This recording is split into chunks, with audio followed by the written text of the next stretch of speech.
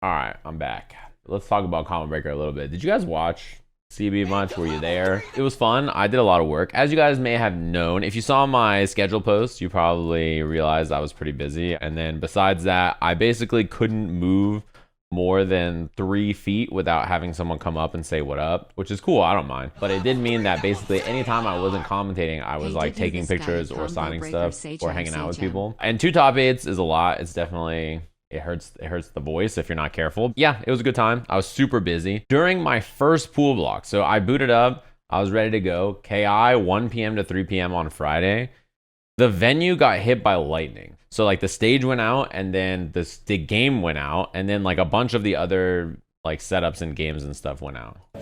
The main stage camera goes out and like the whole venue, like all the lights flicker. You got... Yeah, so this is what happened. This might even have been the stage that I was on or something. I'm not sure. That happened a couple of times. I'm gonna have to start putting that in my rotation. You know, sun was in my eyes, the venue got hit by lightning, dog ate my inputs. Like I got to do 3 different games, which is fun.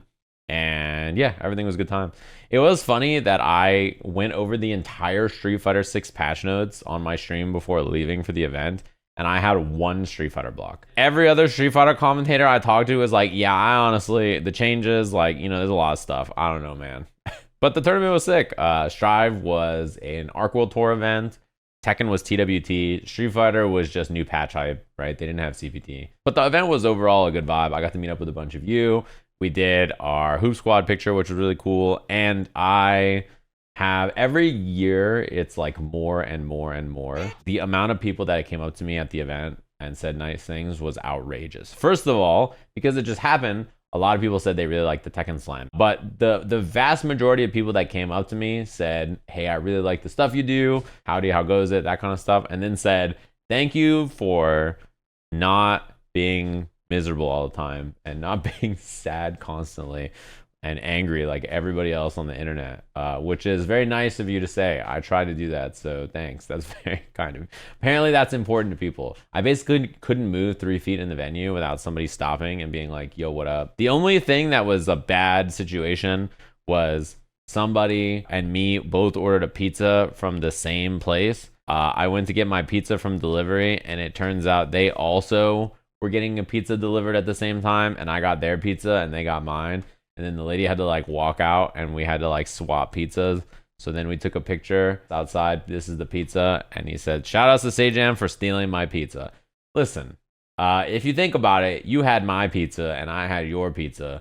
So really, it was just like a gift exchange if you think about it. I had my pizza and then somebody basically came up and started saying they were a fan and wanted to talk. And I was holding the pizza, and then Moste came up to me and took the pizza from me and was like, I'm gonna go eat this while you talk. If you think about it, he really stole the pizza when you think about it, for real. No, but he did the correct thing because I'm standing outside holding a pizza, having small talk, you know, just like chit-chatting and like talking to people. And they were really cool. It was a great vibe. But also I am holding the group's pizza. You know what I mean? Like it's... There's like 4 people want to eat and I'm just standing there holding it. So you could have used the pizza as an excuse to move on. You know, I had to later. After I left the first conversation, a second conversation started and I talked to that person. And then I was like, hey, I got to go eat. I just don't say no. Like I basically, if someone asks for a picture or to talk or something, I like basically never say no.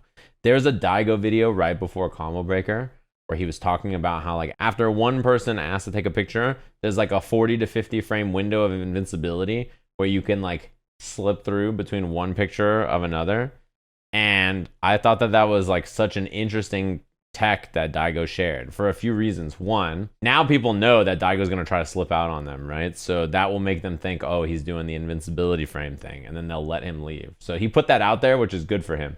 The second thing is that I don't use the invincibility frames. I just down back. When you commentate at Combreaker, you're like in the pit. So like I finished commentating both top 8s, and after both top 8s, there was like a line of people. Then the other co-commentator both times just like left. They're just like, oh, this guy's got a lot of people there. I'm leaving. Important Combreaker conversation, the smell. A lot of people were talking about how Combreaker was quite smelly. I mostly worked behind the curtain. So backstage, you know, not a lot of funk is wafting back there, right? Second of all, I did run into some like spots. It was like a few locations, and it was like you got hit by the scarlet rot. I'd start like rolling as fast as I could away from it so that I didn't catch the debuff. You'd be walking around and that would happen. I didn't notice it like all over the venue. It was like only in a few places. And that'll happen when you put 7,000 whatever people in a venue. But also you need to like take a shower and wear new clothes every day. Everybody, please. Like, come on, man, please. But yeah, the overall venue did not smell. Was it the Strive players? I think you could cut that Strive player subsection down to a specific group of people. Now, who that group is, I will not name. And it might not be what you think, actually. Listen, I don't want to say it. My people. Masui.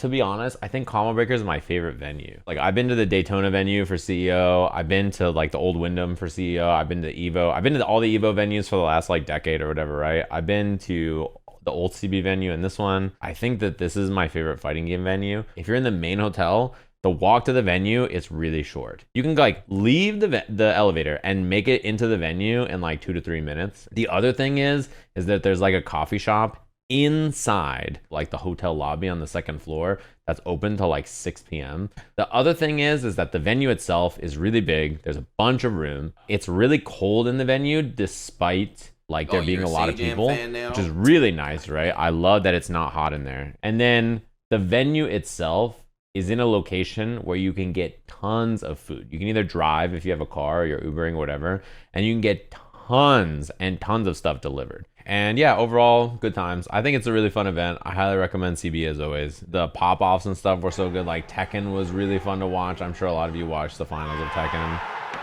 There's so much good footage of this. Like the AK pop-off. I was like literally right here. I was really close to the front of the stage. We got super good seats. So I watched Tekken. It was really fun. I think everybody had a good time up there. And then, yeah, there's a lot of good footage, I think, from that, too. I saw the Yipes and Jeremy footage was really cool on the stage and in the game with Jeremy and Yipes.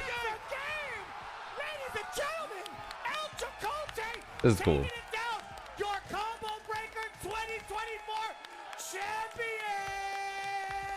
The Washige moment. Yeah, I did see it. Somebody was in BlazBlue and threw their controller down when they did the winning combo, and their controller hit the RC macro on their shoulder, and they RC canceled their own super and then lost. I feel so bad for this person, but also you can't be throwing your controller down. Like, look, you can see the super get RC'd.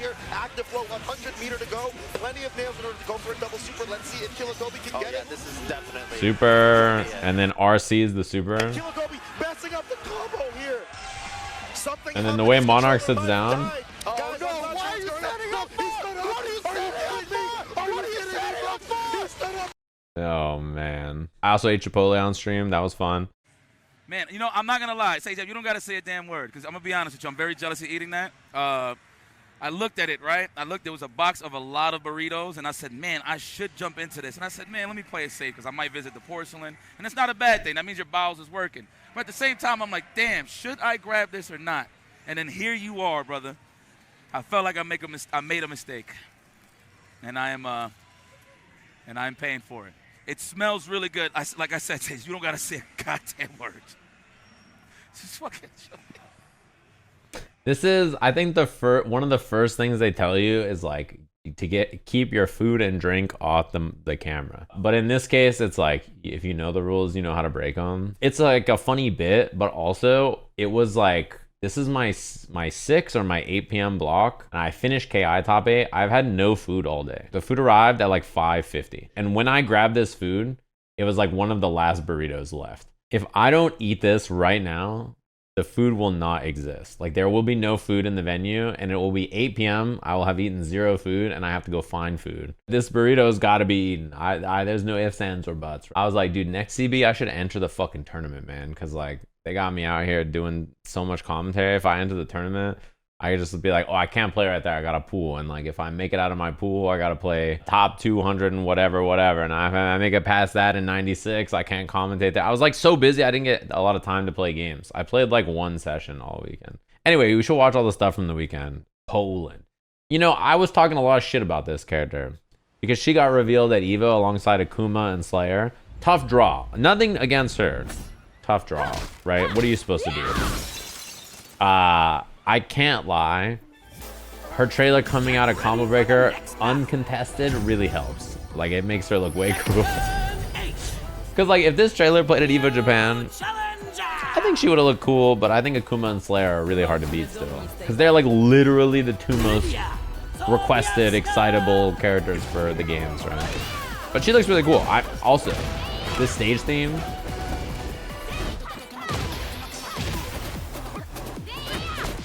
I like it. I'm a fan. She looks really cool. She has a bunch of really interesting looking stuff. Also, I see some of the Reina in there. I think her counters look really cool too. She also has like an anti-armor move, the blue spark. Yeah, she has like the Jin parry thing too. This is our Heat Smash. Is it 3 versions of the stage, like daytime, nighttime, and then I bet you the first 2 are the same stage. This thing too. This beat her armor, no? What does she do after? She armors, and then this just like counter hits her out. This looks cool too. The stands? She looks really fun. I love her animations. I think she looks really cool. This is also an armored launcher, question mark? Armors the down forward one and then launchers, like, all right. Heat dash extension. This looks cool.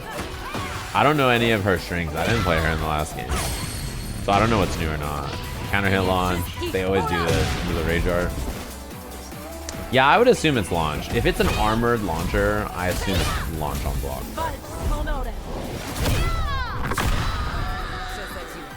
Domain expansion. I know a lot of people are sick of like this, like the stage disappearing during the Rage Art shit. But I think the eagle is cool. I think like all this is cool. I get it though. It is also really bright. I'm interested in trying her. I mean, I also think the stage looks and sounds great. You really realize, by the way, when you're sitting there in the crowd and it goes back to the fucking characters like, that shit is like, yeah, it's pretty funny. They have to play the "Our time is now." Like the crowd was singing that, by the way. Also, in 2 days, we get Slayer. I'm worried about this guy. I think he looks really strong. I'm sure this came out about a week ago. He's got P and K Mappa. The P1 is fast. The K1 is slower but knocks down. So you can combo into it from different options, basically, right? He can probably get like big counter hits into it very easily, and then 2K 2D into the big Mappa. Same thing with Dandy. He Dandy goes forward, K is back and then forward. And also is really nasty. It crosses you up. The Pow Bunker follow-up looks extremely fast, which is quite spooky. It makes it hard to... Yeah, look at how fast the follow-up is. It's 6 frames. Yeah, it looks insanely fast. He has... It's late as the overhead. He has Master's Hammer, which is like helter-skelter, right? Really fast. Auto wall splats, by the way. I think probably makes his combo routing very scary because you can basically insta-splat with it and then prevent them from being able to burst. Pretty good, I think. Yeah, I would assume without heal, his anti-jump options off of it aren't the best, but maybe it's just you left right anyway, so you don't care about them fuzzy jumping. It can hit mid-air opponents. Yeah, if that catches fuzzy jump, pretty good. Look at this. Look at how much earlier he jumps here. Is it guard crush? Yeah, plus 28. This seems quite good, yeah. When you mix this with its late, an instant Pow Bunker with meter to RC, that is a lot of damage, by the way. Command grab, decently fast. Also, he gets Oki after. Also, he gets an auto counter hit, like level 4 for free. This is his BDC option, basically. During a backdash. I imagine this is very annoying when you have meter. While evading an attack. And also combo into BSU, by the way. Look at this, like blue wild assault, and then that's his far slash and ow. And then he has a suction normal. Boom. Counter hit bat stomp. Sets him apart. Very His scary. lunge I'm follow concerned or approach. about this. When you're at close range, That right there, he could probably just do P Dandy into the H follow-up and like cross up there. And then he could probably do P Dandy, pile bunker, and auto wall splat you there. If his mid-range is good, then like, I don't know. He's going to be very scary. Oh, God. He basically has excellent mix-ups, and he can just kill you like for free off of these BSU counter hits. And like the command grab or not is quite scary. He has ways to catch you fuzzy jumping, it looks like, with its late. And then if he catches you fuzzy jumping and you air block it and he's plus 1,000,000 and he could just like dandy again for mix into command grab or not. And then like, yeah, it seems very, very scary. Ow. Next hit's counter hit. Look at that. This is what I'm saying. Is he just mappas and then does dust. And because he has the bats, the BSU, this is just auto level 4. Right? So like tap dust is instantly a mix up when you get command grabbed, and he can combo into the command grab. That's a punish. Yeah. You're dead. GG's. Yeah, I can't wait to play him. He's gonna be sick as fuck. Anyway, it was cool. Hanzo is short. That's correct.